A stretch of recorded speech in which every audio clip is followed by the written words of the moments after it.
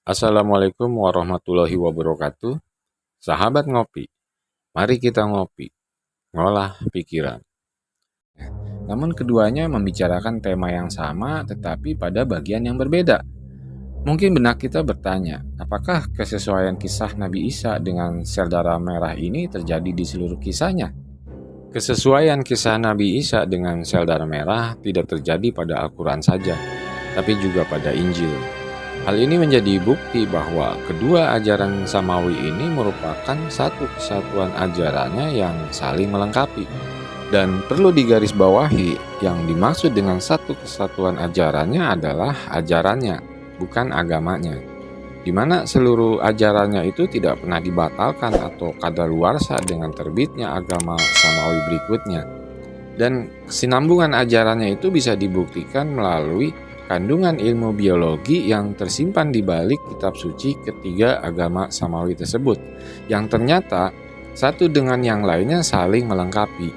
Dan andai saja salah satu dari kitab suci itu tidak disertakan, maka akan terjadi kekosongan pada bagian tertentu dari materi pelajaran yang Allah sampaikan. Jadi, yang dimaksud dengan satu kesatuan ajarannya adalah ajarannya, bukan agamanya. Dan bicara soal agama, khususnya agama samawi, agama yang diturunkan dari langit, di mana langit di sini adalah istilah yang mencerminkan suatu ajaran yang datang dari atas, atau dalam hal ini adalah berasal dari Tuhan. Nah, kalau memang demikian, maka pertanyaannya, ketika suatu ajaran tuntas diturunkan Allah kepada seorang nabi, maka siapakah yang berhak membakukan ajarannya itu menjadi agama? Umatnya atau Allah yang berhak membakukannya, di mana pastinya akan tercantum sebagai ayat pada kitab suci. Namun bila tidak ada ayat yang menyatakan hal itu, maka seluruh wahyunya itu berupa ajaran, bukan agama. Ini sama halnya seperti ajaran Nabi Nuh, Nabi Sulaiman, Nabi Ibrahim, dan yang lainnya, di mana semua ajaran yang dibawa para nabinya itu bukan agama, tetapi berupa ajaran, yang kemudian ajaran-ajaran para nabi itu bermuara pada suatu agama, yaitu ketika Allah sendiri yang membakukannya menjadi agama. Nah, hal inilah yang kemudian dikatakan sebagai agama samawi atau agama langit. Akan tetapi, sekalipun pada kitab suci terdapat ayat yang menyatakan Allah membakukan suatu ajaran menjadi agama, namun sepertinya pemahaman dari definisi agama itu sendiri perlu ditinjau ulang dan didudukan kembali agar sesuai dengan maksud dan tujuan dari Allah membakukan suatu ajaran menjadi agama. Karena berkaca pada kenyataan saat ini, agama lebih mengedepankan identitasnya sebagai organisasi berskala besar dan bukan lagi memuliakan karakteristiknya atau penjiwaan dari petunjuk dan pesan yang terkandung di dalamnya. Nah, sahabat ngopi, namun perihal itu kita lewati dulu, karena tayangan kali ini akan meneruskan pembuktian jejak sains pada kisah penyaliban Nabi Isa melalui Injil, yang sekaligus hal ini menjadi bukti dari satu kesatuan ajarannya. Mari kita mulai. Pada tayangan yang lalu telah disampaikan secara singkat masa pra penyaliban Nabi Isa, di mana akhirnya Nabi Isa harus menjalani hukuman. Nah, pada tayangan kali ini, sesuai informasi yang tercatat pada kitab Injil, Nabi Isa tidak sendirian menjalani hukuman salib, di mana terdapat dua orang penjahat yang dijatuhi hukuman yang sama saat itu.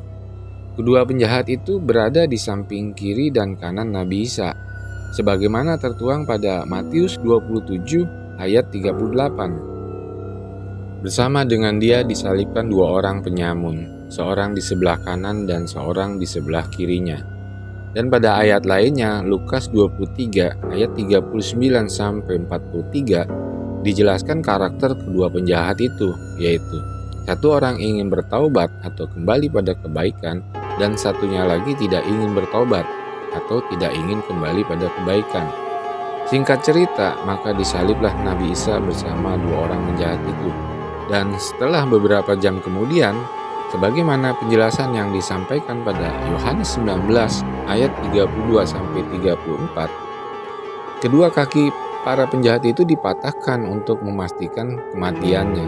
Sementara Nabi Isa tidak dipatahkan kakinya karena terlihat sudah mati, namun tetap ditusuk dengan tombak di bagian lambungnya hingga keluar darah dan air.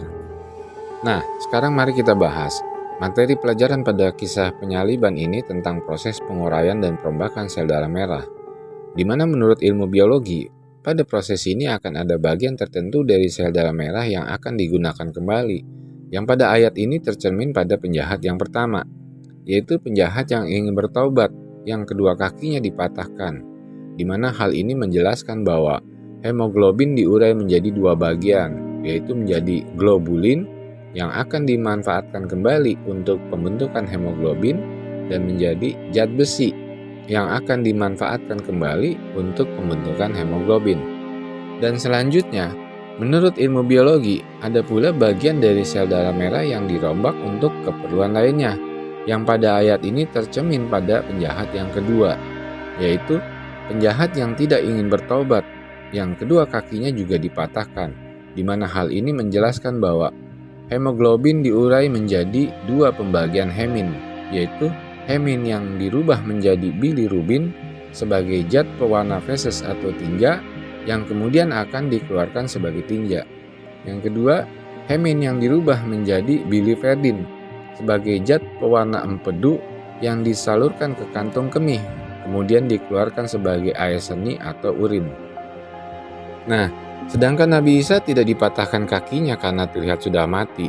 Hal ini menjelaskan bahwa sel darah merah tidak dibinasakan dan tidak diurai menjadi apapun. Pada bagian ini, Al-Quran melengkapi penjelasan Injil melalui surat An-Nisa ayat 157. Tetapi yang mereka bunuh ialah orang yang diserupakan, satu kesamaan yang ditunjukkan kepada mereka dengan Isa bagi mereka. Dalam hal ini yaitu membran sel darah merah. Jadi artinya, sel darah merah tidak dibunuh atau tidak mati, melainkan membrannya saja yang dibinasakan. Dan membran adalah selaput tipis yang membungkus sel darah merah, sehingga membran terlihat serupa dengan sel darah merah. Dan membran tidak diurai menjadi apapun, tetapi dibinasakan. Sehingga sinyal biokimia dan prajurit pengurai dan perombak yang mengeksekusi membran sel darah merah menyangka bahwa sel darah merah sudah mati, karena yang mereka lihat hanyalah membrannya. Dan mengenai yang mereka bunuh ialah orang yang diserupakan dengan Isa bagi mereka, ini maksudnya bukan pula orang lain yang dijadikan berwajah atau berperawakan seperti Nabi Isa.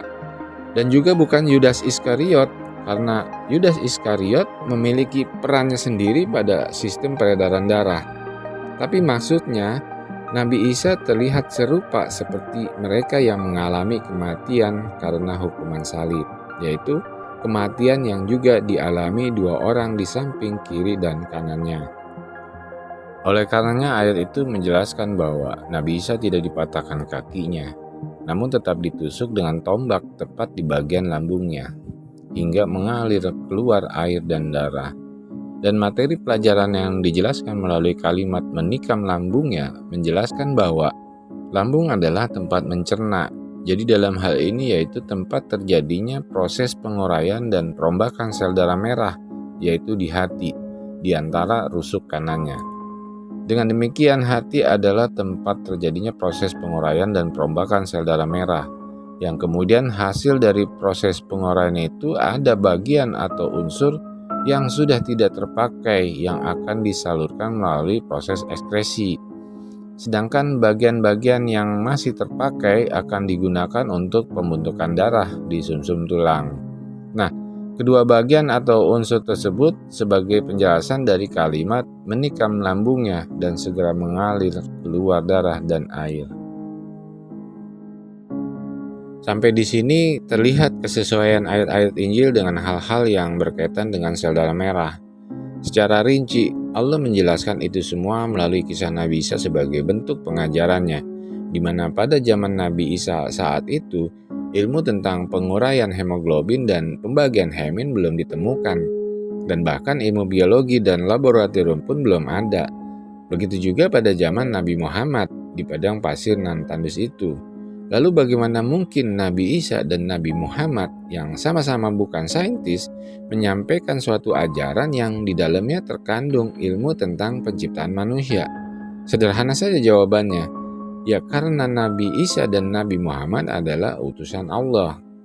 Namun untuk lebih meyakinkan, pada tayangan selanjutnya akan disampaikan materi pelajaran setelah proses penyaliban selesai, di mana pada kisah selanjutnya itu menjelaskan tentang pembentukan sel dalam merah pada sumsum tulang dan seterusnya, hingga kebangkitan Nabi Isa setelah 3 hari 3 malam dalam perhitungan yang sesungguhnya, yaitu 3 hari 3 malam, bukan 3 hari 2 malam. Nah, sahabat ngopi, semoga tayangan ini bermanfaat dan turut memberikan sumbangsih jawaban dari pertanyaan-pertanyaan yang terkait dengan isi tayangannya. Dan tentunya jangan lupa subscribe, like, dan share kepada sahabat ngopi lainnya. Sampai jumpa pada tayangan berikutnya. Akhir kata kepada seluruh sahabat ngopi, wassalamualaikum warahmatullahi wabarakatuh.